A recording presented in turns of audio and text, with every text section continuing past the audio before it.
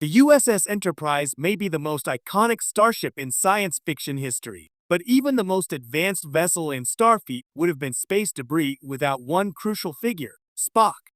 Over nearly 6 decades of Star Trek storytelling, one truth has become increasingly clear. Spock wasn't just an essential member of the crew, he was the cornerstone of the Enterprise's survival. And now, across various shows, films, and retcons, Star Trek seems to be admitting it outright. Without Spock, the Enterprise would have never made it home. But why Spock? What made him so vital? Was it his science, his logic, his combat skills, or something deeper, something that made him the only person who could stand at the intersection of humanity and reason when the fate of the galaxy hung in the balance? Let's explore the many times Spock saved the ship, saved the crew, and, without fanfare, kept the entire Star Trek franchise grounded in the truth that some heroes don't need to be loud to be legendary. Spock was the emotional anchor, not just the logical one. At first glance, Spock may seem like the antithesis of an emotional core. His Vulcan heritage, combined with his disciplined Starfleet training, meant he approached most crises with pure logic.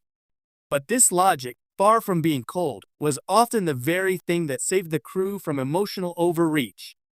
Kirk may have been the captain and heart of the ship, but even he was prone to acts of passion, sometimes recklessness. McCoy provided humanity and compassion, but also lacked strategic vision under pressure. Spock, however, could step back from panic, assess a situation with precision, and provide solutions grounded in reason, something that repeatedly saved the ship from catastrophe. But Spock wasn't a robot. What Star Trek increasingly admitted over the years is that Spock's greatest strength wasn't his logic alone, but his ability to balance logic and empathy, to walk the fine line between Vulcan control and human intuition. He became the Enterprise's ballast, keeping everyone else, especially Kirk, grounded. Without that, the command team would have collapsed under its own internal tensions. The Kobayashi Maru scenario. In real life, the famed no-win scenario, the Kobayashi Maru, was designed to test character. Ironically, Spock lived the real-life version of it time and time again, often quietly accepting outcomes no one else could bear. In Star Trek II, The Wrath of Khan, the no-win scenario becomes reality when the Enterprise is mortally wounded. Spock, without hesitation, sacrifices himself by entering the reactor chamber and restoring power, knowing the radiation will kill him. His death wasn't just noble, it was essential. No one else could have made that call, and no one else could have executed it so swiftly and without ego. The needs of the many outweigh the needs of the few, he tells Kirk with his final breath, a mantra that exemplifies Spock's leadership and why the Enterprise couldn't survive without him. While others debated and struggled, Spock acted. He died so others could live. Even decades later, this moment is cited as the example of ultimate Starfleet values in action. Spock wasn't just applying Vulcan logic, he was living it with moral conviction. Without his sacrifice, not only would the Enterprise have been destroyed, but Starfleet would have lost one of its greatest icons before his time.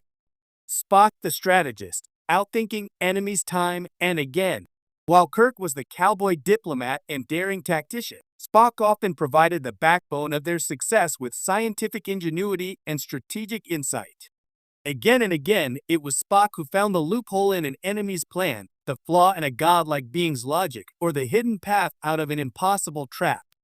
In the Corbomite maneuver, when the Enterprise is confronted by a superior alien force, it's Spock who remains calm while everyone else fears destruction. In Balance of Terror, it's Spock's analysis and detection skills that help the Enterprise track a cloaked Romulan vessel, a technological and strategic breakthrough. And in The Doomsday Machine, his cool-headed temporary command saves the ship from an unhinged Commodore Decker. Time after time, Spock's intellect provided the key to outwitting foes that brute force could never defeat. The Enterprise didn't win by firepower, it won by being smarter, and Spock was almost always the mind behind the victory. The mirror of humanity. Why Spock was the heart of the Federation ideal?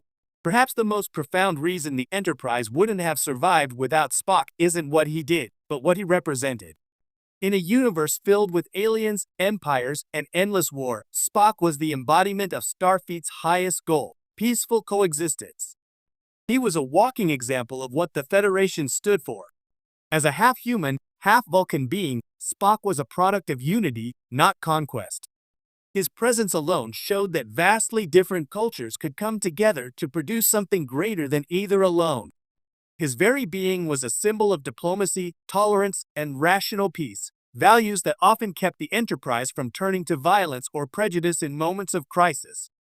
Episodes like Journey to Babel show how Spock's identity often put him at the center of conflict between Vulcans, humans, and even Klingons. But he never lost his sense of self.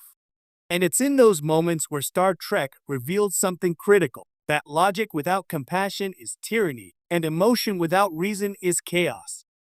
Spock was the middle path, the only one who could consistently bridge both worlds. Modern Star Trek finally admits it. In recent years, especially with the emergence of Strange New Worlds, Discovery, and retrospective analyses in Star Trek, Picard, the franchise has begun to speak more openly about Spock's importance, not just to Kirk's crew, but to Starfleet history itself. In Star Trek, Discovery, we see how Spock's early life and strained relationships helped shape his perspective. Through flashbacks, we witness the cost of being caught between two worlds and how he forged strength from that pain. Michael Burnham, his adoptive sister, openly calls Spock one of the greatest minds in the galaxy, even in his youth. And by Discovery Season 2, Spock is already influencing the direction of the Federation. Strange New Worlds goes even further. It places Spock as the emotional and intellectual anchor on the Enterprise before Kirk, establishing that this starship always needed him to function at its best. Whether he's solving a scientific mystery, confronting internal emotional struggles, or balancing the chaos of Captain Pike's command, Spock is portrayed as indispensable, not just for missions, but for the crew's cohesion.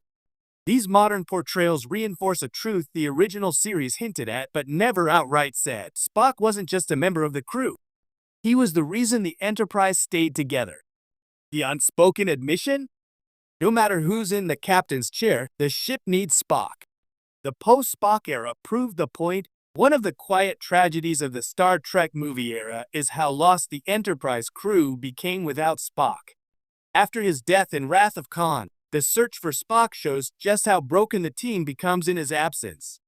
Kirk risks everything, his career, his ship, and his freedom, just to bring Spock back. Bones literally goes mad from carrying Spock's essence in his mind. It's more than grief. It's collapse. Even Starfleet, always proud and protocol-bound, ultimately relents and restores Spock. Because Star Trek knew, without Spock, the entire Equat